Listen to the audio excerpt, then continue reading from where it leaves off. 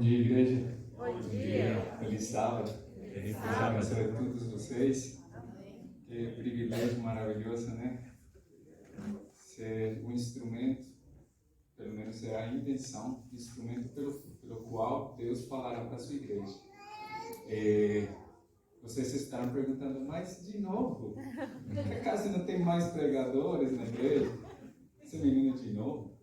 Bom, deixa eu explicar só rapidinho. Sábado passado foi o sábado dos desbravadores. Então eu fui convidado especialmente para falar para os jovens. Não estava na programação daqui da igreja, mas estava na programação do céu. Amém? Então Deus permitiu que eu falasse para os jovens e foi uma experiência maravilhosa para mim.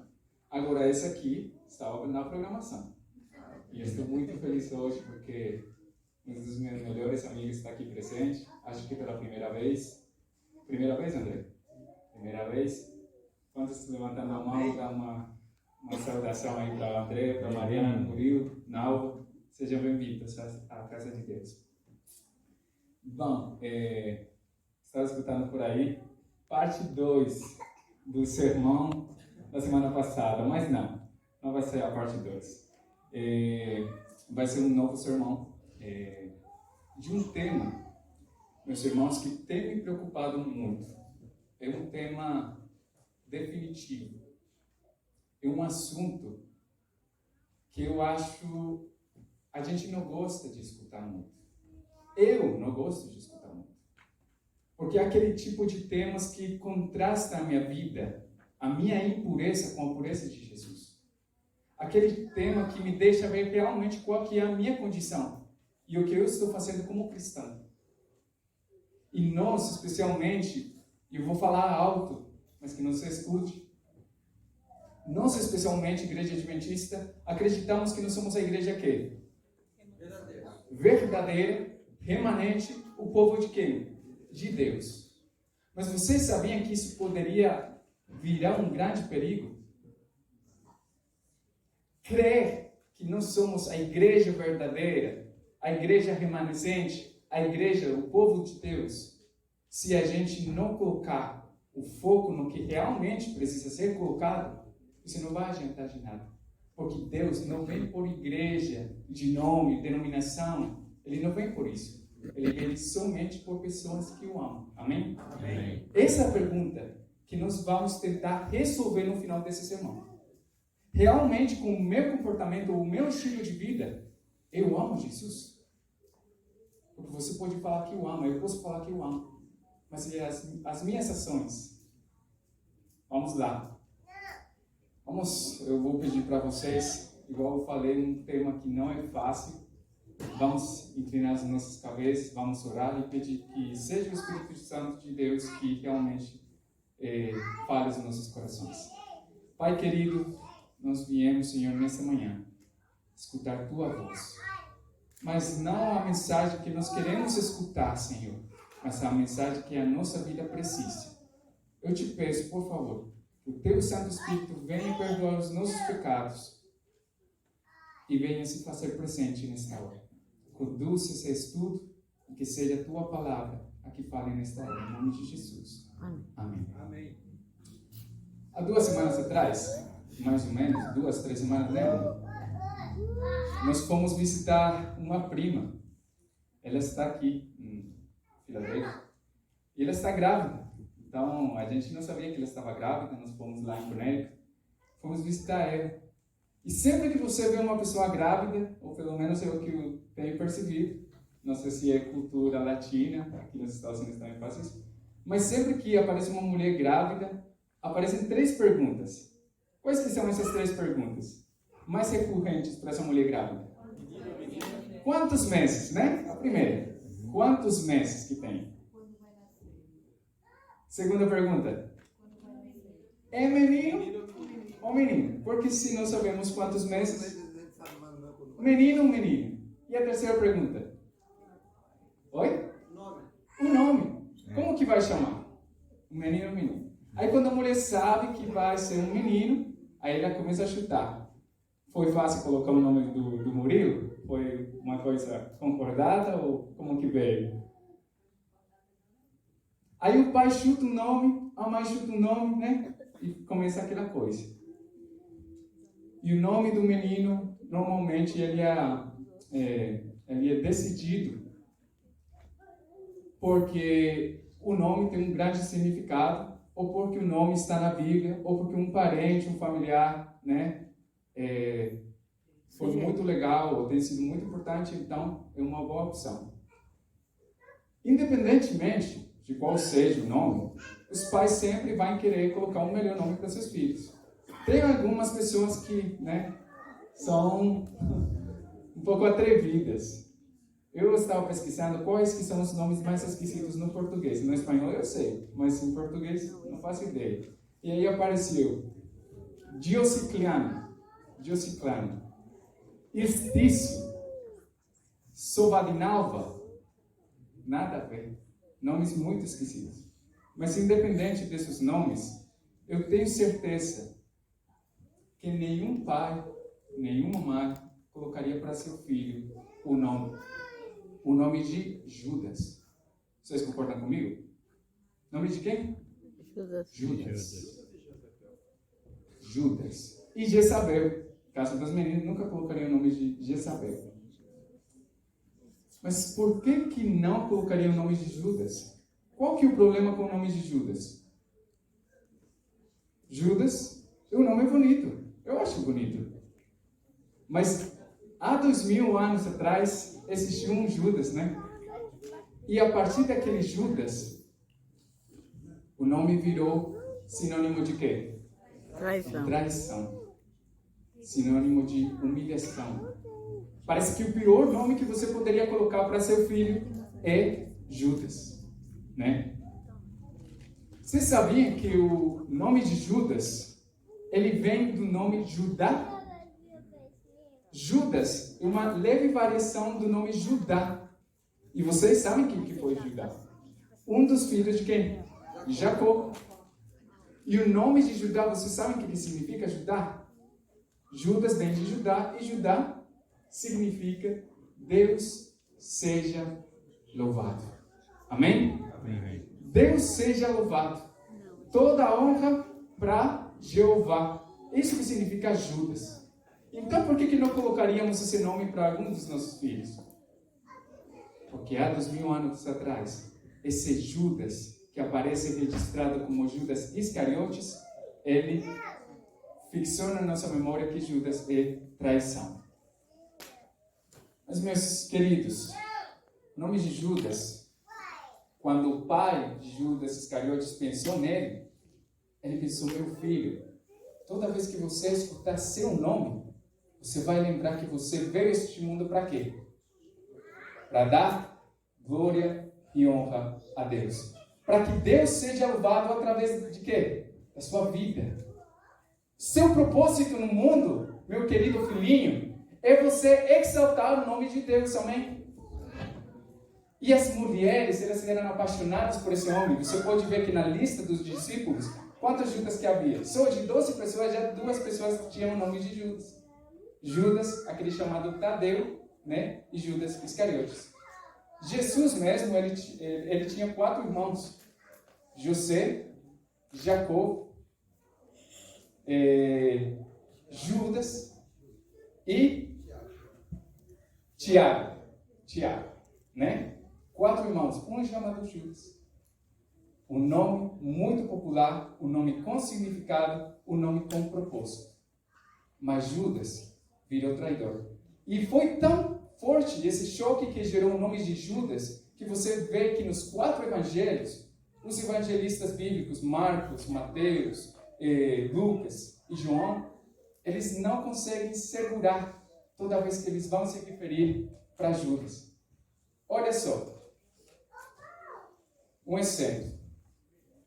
Vamos abrir a nossa Bíblia no livro de Mateus.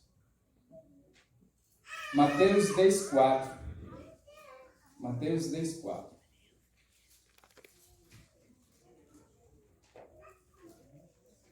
Simão, o Zelote, e Judas Iscariotes, que foi quem? O quê? O traiu. Marcos 3:19 fala de Judas, quem o entregou. João fala de Judas, que ele também era um traidor, e Lucas faz a mesma coisa em Lucas 6,16. Quando Jesus via Judas, em Mateus 26, 24, Mateus 26, 24, olha o que fala de Judas. Mateus 26, 24. O Filho do Homem vai, como está escrito a seu respeito, mas ai daquele que, por intermédio de quem o Filho do Homem está sendo traído. Melhor lhe fora não ter sido nascido. Ou melhor lhe fora não haver nascido. Que triste. Que triste, né? Um filho que, na mente do pai, na mente da mãe, chega para o mundo para ser um reflexo do caráter de Deus. Chegou no mundo para levar os pensamentos das pessoas para Deus. Mas o mesmo Jesus fala, melhor lhe fosse não ter nascido. Meu irmão, escuta o que eu vou falar agora. Não importa o propósito da sua vida, se no final você morre longe dos caminhos de Deus. Não importa. Judas, ele foi planejado para servir a Deus. Mas Jesus acaba falando para ele, melhor fosse que você não tivesse nascido. Que triste. Às vezes as pessoas falam assim, não, eu gostaria de saber qual que é o meu propósito. Vocês não acham que Judas sabia qual que era o propósito dele? Ele sabia. Ele foi criado numa família judaica. Ele sabia para que ele tinha vindo ao mundo. Mas ele não se importou. E hoje nós vamos descobrir onde que estava realmente o problema de Judas. Qual que foi o pecado de Judas? Vocês podem falar, ele traiu Jesus. Mas o problema de Judas não foi esse. Os discípulos eram perfeitos? Não. Absolutamente não. Pedro era conhecido como o quê? Como uma pessoa impetuosa, uma pessoa meio que apressada, acelerada, airada, né? Mas Jesus o transformou. João, um dia falou assim para Jesus, Jesus, você não quer que a gente ore para que caia fogo e queime todos esses fariseus, esses homens aí? E Jesus falou, calma, tranquilo. Eles não eram perfeitos. Tomás caminhou com Jesus, viu milagres serem feitos, e Tomás ainda, quando Jesus fala para ele, você crê? Os discípulos melhor falaram para ele, você crê? Tomás, o que ele falou? Se eu não colocar meu dedo no seu costado, eu não vou acreditar. Imperfeitos. Então, perfeitamente, Judas poderia ter sido o cobiçoso que depois Jesus ia transformar. E daqui eu tiro uma lição. O problema de Judas não era a cobiça dele, não era a avareza dele. O problema de Judas não era o pecado dele. Aliás, todos nós, quando vamos para Jesus, somos o quê? Pecadores. Todos nós precisamos de Jesus. Judas precisava de Jesus. Jesus o aceitou. Mas Judas não aceitou Jesus. Esse que foi o problema. Vocês podem ver depois um Pedro, que após a negação, ele volta arrependido e volta firmemente para os caminhos de Deus. Vocês veem um João que antes pedia fogo do céu falar em 1 de João, meus filhos amados, meus queridos. Fofinho. Ele se deixou transformar por Jesus. Mas Judas, meus irmãos, desde o primeiro dia que ele entrou no ministério de Jesus, ele estava procurando seu próprio reino e não o reino de Deus. E aí que está o problema. Você, eu, podemos encontrar-nos com Jesus. Podemos ver Jesus face a face. Podemos enxergar os milagres de Jesus. Mas se você e eu não permitirmos que Jesus entre no nosso coração e transforme esse pecado que está no nosso interior, de nada vai adiantar. Então vamos lá. Vamos ver quem que era esse Judas. E quando que começou, ou melhor, como que começou o processo de queda de Judas. Então, Mateus 10, 2.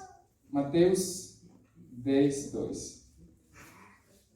A primeira vez que o nome de Judas é pronunciado, é enunciado aqui na Bíblia. Mateus 10, 2. Ora, os nomes dos 12 apóstolos são estes. Primeiro Simão, por sobrenome Pedro, e André, seu irmão. André, nome bíblico. Seu irmão Tiago, filho de Zebedeu, e João, seu irmão, Filipe, Bartolomeu, Tomé e Mateus. O publicano, Tiago, filho de Alfeu e Tadeu, Simão o Zelote e Judas Iscariotes, que foi quem o traiu. Vocês sabem por que chama Judas Iscariotes? Alguém sabe?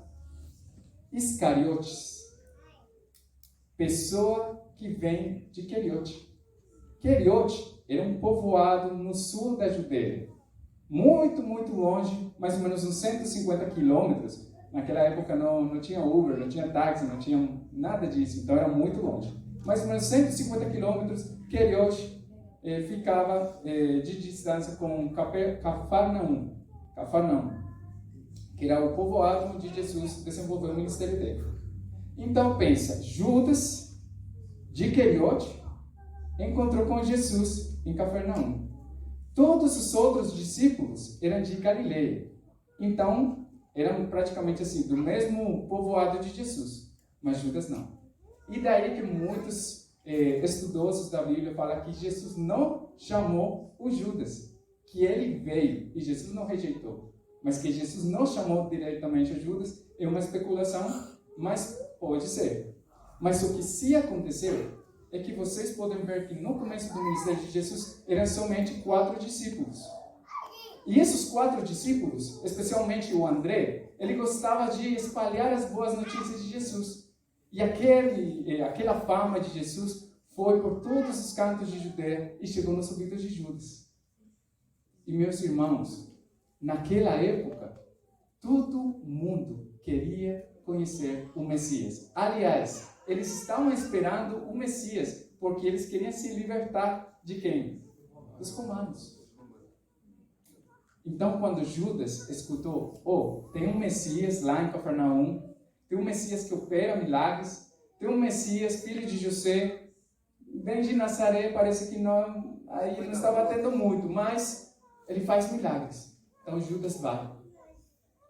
E o propósito de Judas era, então, pertencer ao grupo íntimo de Jesus. Isso vai ser muito importante no nosso estudo. Judas queria pertencer ao grupo íntimo de Jesus. E ele chega, e vocês veem que grandes multidões vão atrás de Jesus. E Jesus, então, faz esse chamado, chama esses 11 e também inclui o Judas Iscariote. E é interessante que Jesus sabia por que Judas estava aí. Judas queria simplesmente fazer parte do grande reino do Messias. Vocês podem ir comigo em livro de Atos. Olha esse pensamento que os discípulos tinham naquela época. Atos 1, verso 6. Então os que estavam reunidos lhe perguntaram: Senhor, será este o tempo em que restaures o reino a Israel? Essa era a pergunta que eles tinham. Quando que será o momento que Israel voltará a ser uma grande nação e o grande Messias se estabelecerá como rei?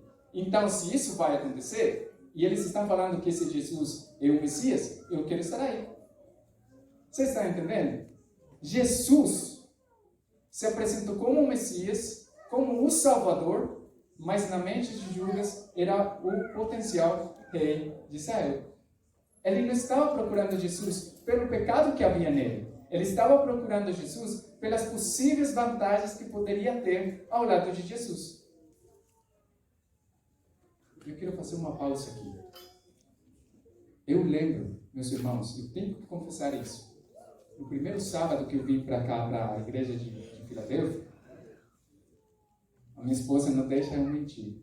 Eu estava comovido, estava triste, estava angustiado. estava preocupado. Eu não tinha trabalho. Eu estava vindo para os Estados Unidos, não sabia onde que ia morar, não sabia o que eu ia fazer. Mas eu falei, eu posso contar com Deus, né? Então eu vou pedir, vou procurar a igreja. Alguma coisa boa tem que ter. Meus irmãos, eu estou com 25 anos dentro da igreja adventista. E naquele momento eu confesso para vocês que eu entrei por aquela porta procurando as vantagens que Jesus poderia me trazer. Você está entendendo? Como que estava me aproximando para Deus naquele sábado? Com interesse. Eu queria que Ele arrumasse para mim um serviço, que alguma pessoa falasse para mim assim, preocupa não, Felipe, eu vou te dar um trabalho, vou te dar um lugar onde morar, você pode contar comigo. Aliás, Ele providenciou isso. Mas aquela semana foi maravilhosa. Nossa, eu estava agradecido com Deus. No seguinte sábado eu trouxe o meu dízimo, eu estava cantando fervorosamente, estava feliz demais. No seguinte sábado também. Mas aí eu fui demitido. E a minha fé caiu.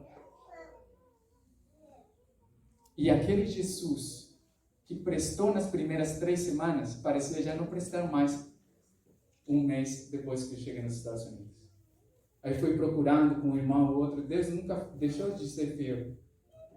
Mas no momento em que Deus parece calar ou não dá, muito obrigado, para nós essas vantagens,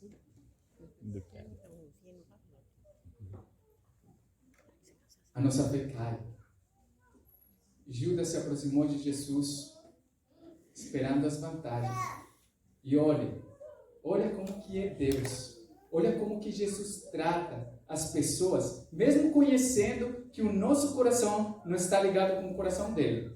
Olha o que Jesus fez com Judas. Ele sabia que Judas não estava nem aí com ele, que não estava nem aí com o propósito. Mas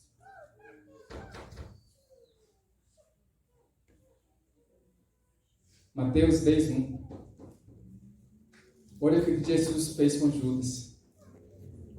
Tendo chamado os seus 12 discípulos, deu-lhes Jesus autoridade sobre espíritos imundos para os expelir e para curar toda sorte de doenças e enfermidades. Obrigado. Amém.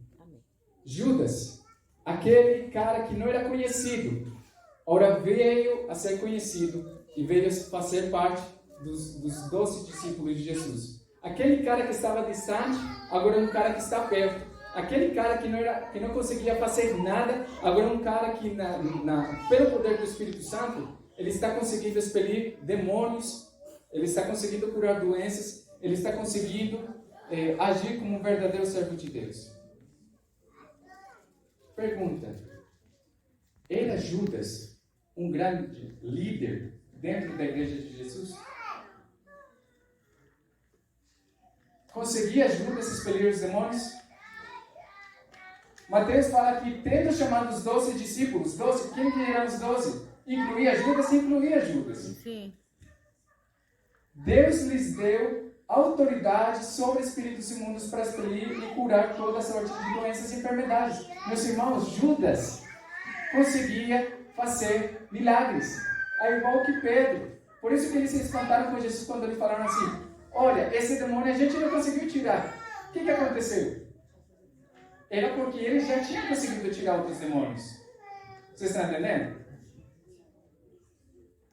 Mas Judas, mesmo estando perto de Jesus, mesmo conseguindo tirar doenças, mesmo conseguindo tirar demônios, mesmo tendo um ministério dentro da igreja de Jesus, mesmo sendo parte do círculo íntimo de Jesus de amizade, o coração de Judas ficava afastado de Jesus.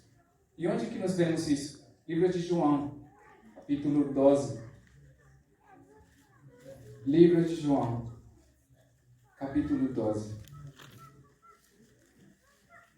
Fala assim: 6 dias antes da Páscoa, para criar um pouco de contexto, essa é a última semana do ministério de Jesus na terra.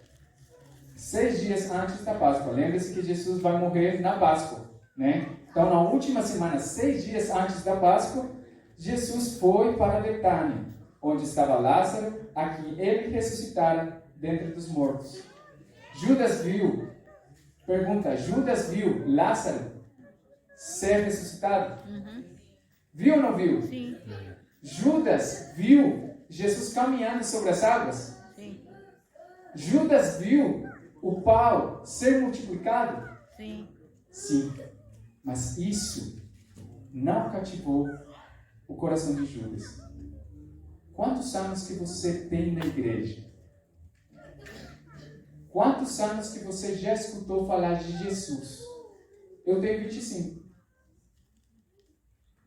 E eu vou falar uma coisa, porque aqui não é o Felipe que está falando para vocês. É Deus que está falando, inclusive, para o Felipe. E eu tenho que reconhecer que Deus não tem cautivado meu coração até o dia de hoje. É triste, meus irmãos. Porque se Jesus tivesse cativado meu coração, o que eu faria seria totalmente diferente ao que eu faço até hoje. E não estou falando de fazer coisas imorais. Porque a gente acha que só cumprir os mandamentos é o requisito que vai nos garantir o céu. E não. Judas cumpriu os mandamentos. Judas era aparentemente perfeito. Mas ele tinha um problema. Jesus não era o mais valioso para ele. E vocês vão ver nesse relato um raio-x do verdadeiro caráter de Judas. Que provavelmente pode ser o caráter de Filipe. Deus queira que não. 6 dias antes da Páscoa, foi Jesus para Betânia, onde Lázaro, a quem ele ressuscitara dentre dos mortos, também estava. Deram-lhe, pois, ali uma ceia. Marta servia, sendo Lázaro um dos que estavam com ele à mesa. Então Maria, tomando uma libra de bálsamo de nardo puro, muito precioso, ungiu os pés de Jesus e os enxugou com os seus cabelos. E encheu-se toda a casa com um perfume de bálsamo. Mas Judas Iscariotes, um dos seus discípulos que estava para traí-lo, disse: por que não se vendeu este perfume por 300 denários e não se deu aos pobres? Vocês conhecem a história, não conhecem? Sim. Imagina a cena. Jesus é convidado na casa de um leproso, Simão. O leproso está muito agradecido com Jesus, faz um banquete, convida Jesus e seus discípulos, e também estava Lázaro. Lázaro agradecido pela nova vida em Jesus. Marta está servindo a maior vontade, porque ela está agradecida pela nova vida de seu irmão. E aparece também Maria, uma mulher que eu não sei de onde que ela tirou esse dinheiro, mas provavelmente era toda a poupança que ela tinha, sua aposentadoria, e ela investiu no mínimo 300 denários para agradar a Jesus. Que contraste! Para Maria, Jesus era o máximo, era o precioso, era o tesouro maior que existia neste mundo. 300 denários, não estou nem aí, se é para Jesus, eu dou ainda mais. Mas Judas não conseguiu suportar isso, sabe por quê? Porque na hora que ele viu aquela oferta, ele pensou assim: que desperdício! Era melhor receber esse dinheiro. Aliás, ele cuidava do tesouro das finanças dos discípulos. Ele que era supostamente a pessoa que dava o dinheiro para os pobres. Mas ele estava pensando em tirar uma parte para ele. João fala que ele subtraía da bolsa. Quando ele viu Jesus recebendo tal homenagem, tal oferta, seu coração ficou revoltado, porque para ele, Jesus nunca, escute bem, na mente de Judas, Jesus nunca ia custar 300 denários. Você está entendendo? 300 denários aqui, Jesus vale isso aqui. Como que vamos gastar 300 denários? Dinheiros, vocês falam dinheiros, em Jesus. Como que eu vou gastar tanto por Jesus? Jesus não valia a pena na mente de Judas. E seu coração, seu pensamento, seu caráter ficou exposto. E Jesus fala assim: ô Judas, deixa, verso 7, que ele aguarde isto para o dia em que me embalsamarem, porque os pobres sempre os tendes convosco, mas a mim nem sempre me tendes. E esse aí, meus irmãos, foi a última pregação de Jesus para Judas. A mim quem? Estão acompanhando? Mas a mim nem sempre me tendes. Quanto tempo que Judas tinha tido Jesus na sua vida? 3 anos e meio. O tempo do ministério de Jesus. Mas nesse tempo, Judas não conseguiu entender o verdadeiro valor do tesouro do céu. Ele estava com um presente, o maior presente do céu para a terra. Jesus mesmo. E para ele, 300 denários era mais importante do que Jesus. Aliás, ele entregou Jesus por quanto? Por 30 moedas, que era o preço de um escravo. Ou seja, que na mente de Judas, Jesus nem custava, máximo custava quanto? 30 moedas. Um escravo, o valor de um escravo. Ele se aproximou de Jesus. Ele investiu 3 anos e meio da sua vida ao lado de Jesus. Ele viu Jesus fazer milagres. Ele viu Jesus escutar. Ele escutou de Jesus os melhores sermões. Ele dormiu com Jesus. Ele viu as provas que ele realmente era o Messias. Mas no final, Jesus não conquistou o coração de Judas por causa que para Judas, Jesus não era a prioridade. Nós acostumamos falar que Jesus, que Deus é o Deus do impossível. Que Deus pode fazer tudo. Mas, meus irmãos, existe uma coisa, e só uma, que Deus, com todo o seu poder, Ele não pode fazer. E é obrigar você a abrir a porta do seu coração. Isso Deus não consegue. Não conseguiu nem o mesmo Jesus, pregando 3 anos e meio para Judas. Não conseguiu. Por quê? Porque para Judas, Jesus não é a prioridade. Vou encerrando aqui. Vocês sabem qual que era o sonho de Judas?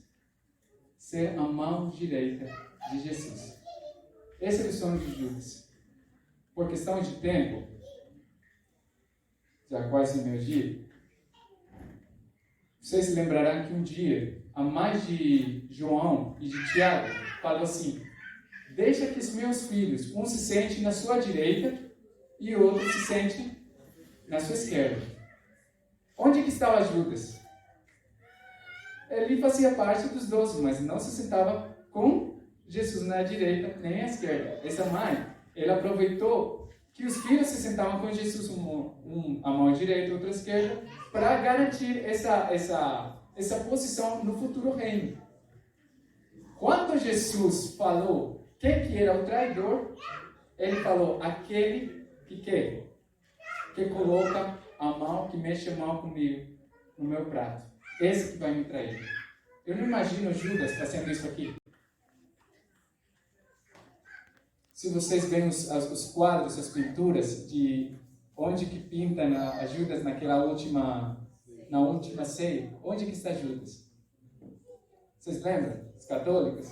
Ele está à esquerda de Jesus.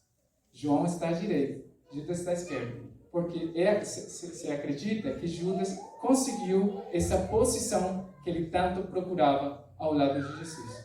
Ele estava mais preocupado pela posição ao lado de Jesus que pela posição de Jesus no seu coração. Ele estava mais preocupado pela sua posição ao lado de Jesus que pela posição de Jesus no seu coração. Por que você é cristão? Por que eu sou cristão? O que nós estamos fazendo na igreja? Por que nós queremos ser chamados de discípulos, de cristãos, de adventistas? Por quê e para quê? Judas, meus irmãos, segundo Atos, livro de Atos, olha que triste a vida de Judas. Vamos fechando. Atos, capítulo 2, versículo 16. Irmãos, convinha que se cumprisse a Escritura que o Santo Espírito proferiu anteriormente por boca de Davi, acerca de Judas, que foi o guia daqueles que prenderam Jesus, porque ele era contado entre nós e teve parte neste ministério. Judas traindo nos tempos atuais, ele era um pastor. Judas, nos tempos atuais, ele era um pastor com ministério, porque tem pastores que não têm ministério. Ele era um pastor com ministério sucedido, porque ele operava milagres. E não só era um pastor com ministério sucedido, mas ele tinha uma posição muito boa, muito confortável na esquerda de Jesus, porém afastado.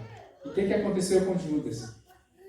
Ele era contado entre nós e teve parte nesse ministério. Ora, este homem adquiriu um campo com um preço da iniquidade. Fala do preço da iniquidade, Atos 2:18, porque ele roubava da bolsa do ministério. E precipitando-se, rompeu-se pelo meio e todas as suas entranhas se derramaram. Final de Judas. E isto chegou ao conhecimento de todos os habitantes de Jerusalém, de maneira que em sua própria língua esse campo era chamado Acéldama, isto é, campo de sangue. O final de Judas foi o seguinte: quando ele viu que Jesus não precisava mais, ele decidiu vender Jesus e ter um lucro. Quando a sua vida espiritual não funciona para conseguir os seus propósitos nesta terra, você abandona ou você mantém? Eu não sei quantos estudantes aqui já tiveram que suportar aquela prova do exame final no sábado. Eu não sei quantas pessoas aqui já tiveram que suportar aquele chefe que chega assim: se você não trabalhar no sábado, então você vai ser demitido. Eu não sei quantas pessoas aqui, já alguns homens casados, já tiveram que suportar aquela fala daquela mulher ímpia que fala assim: se você não tem um relacionamento comigo fora do casamento, então você não é homem suficiente. Quando você está nesse momento de contraste, de decisão, que é o que vale mais para você? É o prazer, é o benefício imediato ou é a sua vida eterna? Judas julgou com Jesus 3 anos e meio e o rejeitou por 3 anos e meio. E no final, esse pastor com ministério sucedido, esse aparente líder, acabou sendo lembrado como o pior membro cristão de toda a história. Você já escutou o que fala Jesus, provavelmente, na sua mensagem, lá de Apocalipse. Livro de Apocalipse, capítulo 3. Mensagem à igreja da Laodiceia. Laodiceia.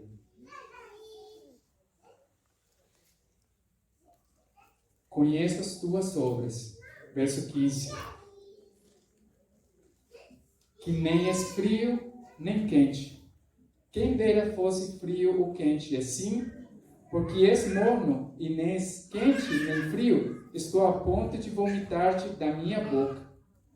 Pois dizes: estou rico e abastado, e não preciso de coisa alguma, e nem sabes que tu és infeliz, sim, miserável, pobre, cego e nu. Aconselho-te que de mim compres ouro refinado pelo fogo para te enriqueceres, vestiduras brancas para te vestires, a fim de que não seja manifesta a vergonha da tua nudez, o colírio para ungir os teus olhos, a fim de que vejas.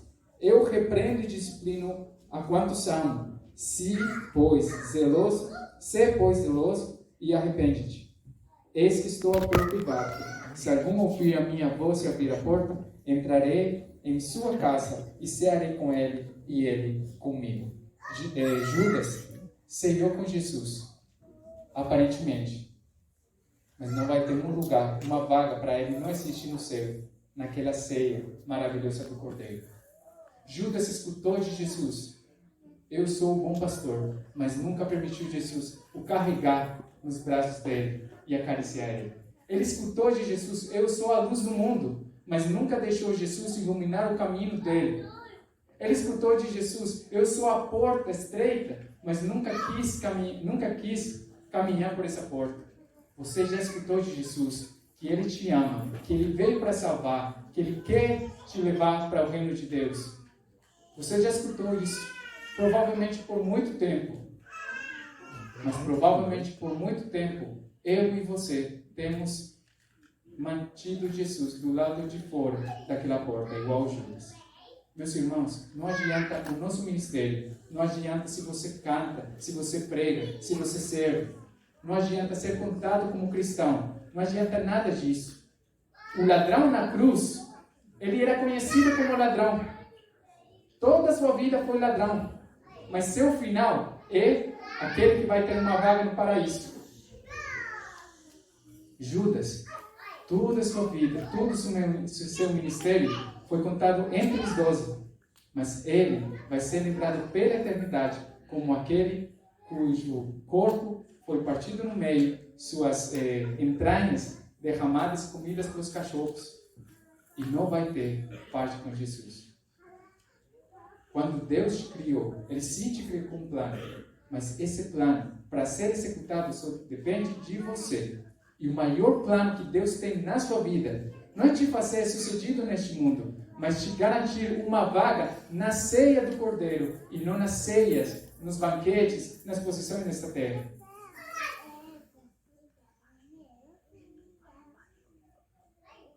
Qual você quer que seja a sua história? A história do ladrão, que mesmo com muitos defeitos, aceitou Jesus e vai ter essa vaga? Ou a história de Judas, que teve uma vida de aparências, de ministério sucedido, de aparentemente cercania com Jesus, mas no final vai ser condenado pela eternidade? Eu preciso de renovação. Eu preciso não falar que Jesus é a luz. Eu preciso que Jesus seja a minha luz. Eu não preciso tanto me aproximar a Jesus. Eu preciso colocar Jesus dentro do meu coração. É diferente. Judas, aparentemente o fracasso maior de Jesus. Mas em Judas eu vejo também a grande misericórdia. Mas a misericórdia tem um limite. Tomara que todos nós possamos fazer igual Pedro, que mesmo falhos, nós possamos voltar e permitir que Jesus renove as nossas vidas. Que Deus te abençoe.